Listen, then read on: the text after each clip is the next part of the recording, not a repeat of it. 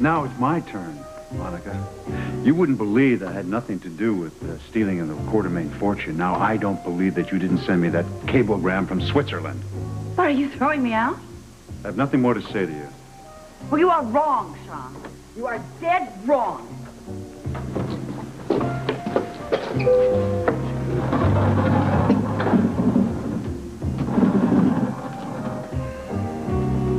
Monica, just how long is this whole war going to continue? I'm very busy, Sean. Well, why don't you just give me a time when you're not busy, because we have to talk. Well, I'm afraid that's impossible. You see, we have nothing to talk about, and any communication that we have had is over. Come on, Monica. I told you I'm busy, Sean. I have a lot of work to do, and I'm going to go to my office, and I'm going to do it. And when I'm finished doing my work, I'm going to go to the airport. I'm going to get on a plane, and I'm going to Central America, where I'm going to operate on needy children. Orphan children, by the way. I'm filling in for Rick. He can't make it. He can't fulfill the contract. Well, you're not really serious about leaving town at a time like this. Well, of course, which makes you think I wouldn't be serious. Of course I'm serious. I'm a doctor, Sean. I am filling in for Rick, and there are children that need me. You know, that is not the point, damn it. The point is Alan's death. Don't you understand? We have to stick together to support each other's testimony. Either we hang separately or we hang together. Okay, well, that's fine with me. You don't mean that. Yes, I do. Of course I mean it. Look, I'm going to be gone for 2 weeks. When I get back, I guarantee you, I will have news for you. What kind of news? Well, I'll let you know whether or not you'll be out of my life forever.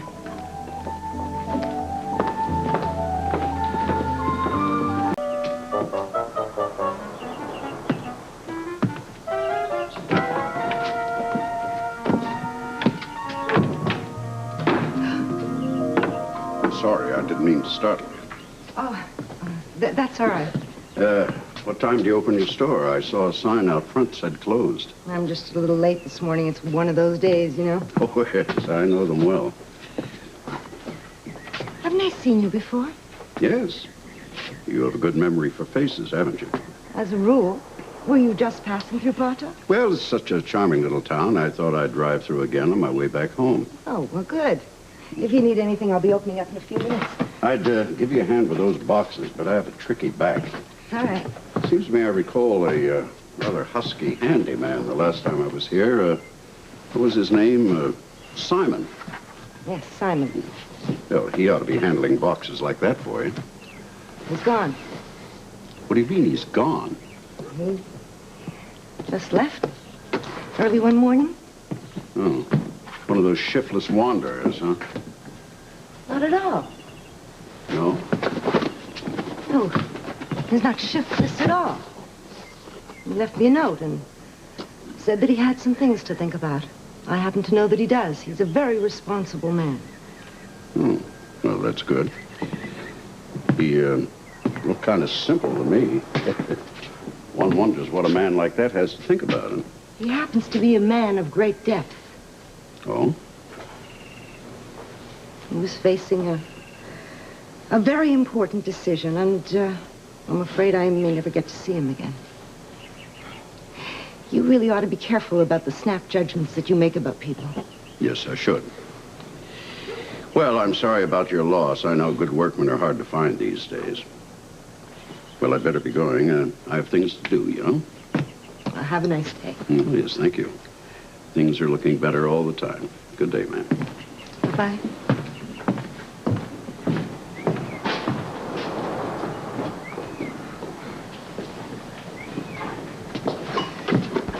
Mom?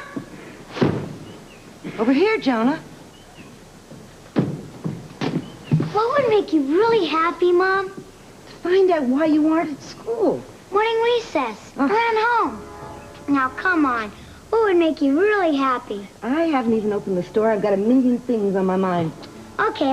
Close your eyes and for a surprise. All right. Closed.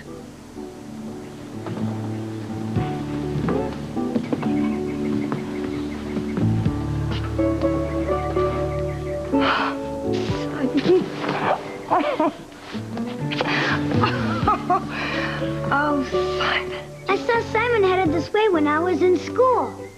I was so worried about you. I thought that you might have remembered your old home and gone there forever.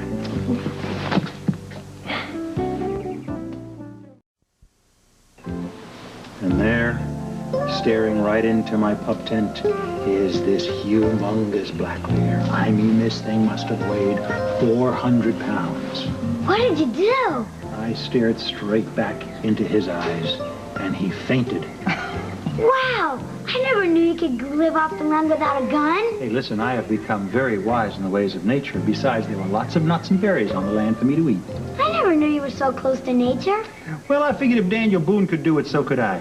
I want to hear more. No, you don't. You gotta get back to school. Come on. Okay.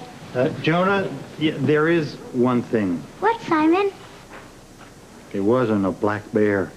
It was a raccoon. It sure was a good story, though. Okay, Mom. See you later. Okay. It was a baby raccoon at that. How did you manage to eat while you were out there? I roughed it. I had this can opener, and I owe you about $15 some canned goods I took out of the store. You know, you are so honest with Jonah. I think I got to be just as honest with you. About what, Charity? Well, I was afraid that you weren't going to come back.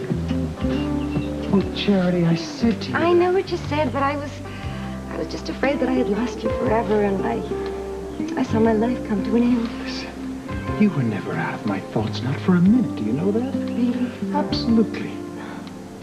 I dreamt about you every single night.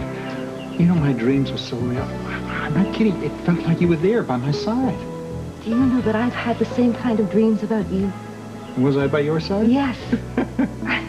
And, well, when I despaired of you ever coming back, I only had one regret. What was that? That I hadn't asked you to come to my bed. You are the only other man that I have ever had in my life, besides my husband, my first love. Listen, Charity. I've wanted you so much. So much. Strange, isn't it? Not strange, it's wonderful. Oh, yes, it's I know it's wonderful. It is definitely wonderful. The strange thing about it is the fact that I'd love to be able to talk about our future, but we can't. Can't even do that. I sure hope, though, that you and Joan are going to be part of my future. Yes? Are you going to be part of ours? Yes, ma'am, I plan to be. Okay. I think we ought to let it be at that. Besides, I have to open the store. You haven't opened yet? No, all I've had is you on my mind. I couldn't stand the idea of going in and having one customer say good morning. Mind you, I did have to face one. Oh, who was that? He was an elderly man. He'd been by here a few weeks ago. What did he look like? You know something? When you are 30 or 40 years older, you are going to look something like that. He was rather courtly. Oh, and he asked about you. He wanted to know what had happened to my handyman. Mm-hmm. What did you tell him? I told him that you had gone and I didn't know where you were. Oh, good. Why? I don't know. Just good. Those canned goods over there, they need to be moved in? Yep. Well, I'm your man. No. This bucolic Cleopatra here in Potok doesn't seem to know if Alan's coming back or not. You know, our Simon.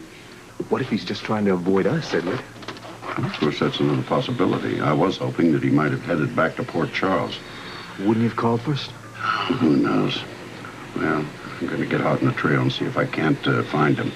Now, I want you to cover for me with Lila. Tell her I'm away on business and probably will be gone for a few days. Okay, I will, but you make sure you call me, will you? Well, you know I will. This whole damn thing could get out of hand. I can't figure Alan out at all. So now you take it easy, and I'll be in touch. Well, I got to get off the phone. You know, I'm here on a payphone, and time's running out. I've got to watch my quarters these days, you know? Bye-bye.